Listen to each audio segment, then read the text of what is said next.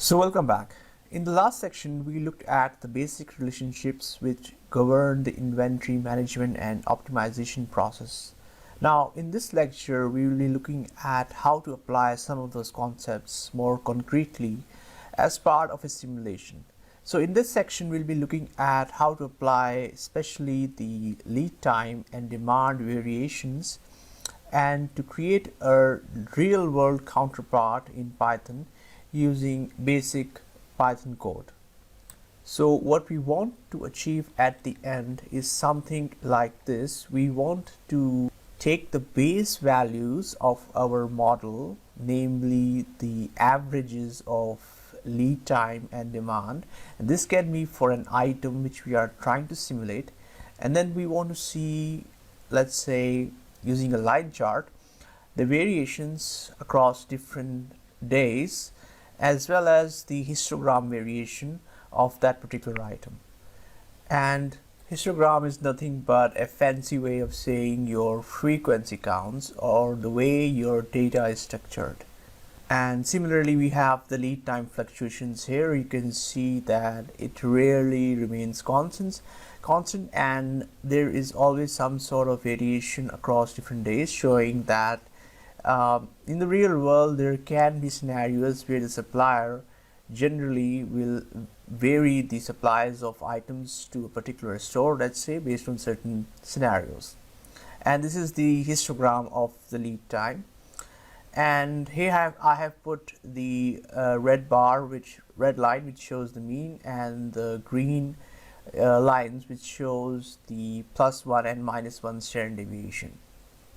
So this is good enough, but now let's see how we can use Python to actually write the code and simulate this part. So starting off, first we have the importing of packages into our code base. So typically you import the packages at the start of your Python program. This is very similar to other languages such as Java or C#. So the packages I'm using are NumPy and Matplotlib, very famous packages. The second step is basically to set the seed for the generation of random numbers, and then basically we will set our base values for our items. In this case, we have four main parameters. We have the average demand, standard deviation of demand, average of lead time, and standard deviation of lead time.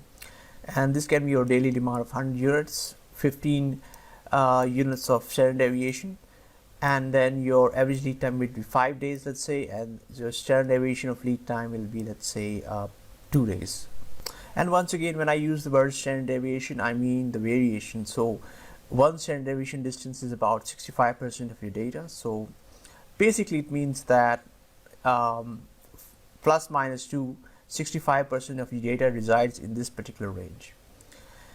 Then we basically generate a random sequence from 1 to 31 for modeling our days. So let's say it is 30 days, and then we use the function of NumPy called random normal to basically simulate our daily demand. And this is very simple. It's just taking in the values which we have already declared on the top, for example, average demand and standard deviation, and the size of this vector which will be generated will be equal to the days which we are trying to simulate. So once we have done that, the next part is actually fairly simple. It's all based on the plotting of the data, and I wouldn't go into too much detail for the package of Matplotlib, as the details of this will go outside the scope of this course. But to give you a fairly good understanding, this is basically PLT, which we have imported as a PLT code. So it's matplotlib.pyplot as PLT. And this is a plotting library very widely used in Maximo. So basically we create a figure like a canvas, and then we create a line plot in this case with a marker of O with color blue. And these are horizontal lines, axis horizontal lines, so AXH line. And this is basically going to show your mean, or your mean shown here, be average demand or average of lead time. And then there is the things which we want to alter the appearance of the chart. So for example, we want to add the title, we want to add the label, we want to add the Y label, Y-axis label, X-axis label, and then we want to add the grid, and this is the transparency of the grid. And finally, PLT show is basically showing the plot or the canvas on the screen basically. And this approach is repeated over different sets of charts which we want to plot.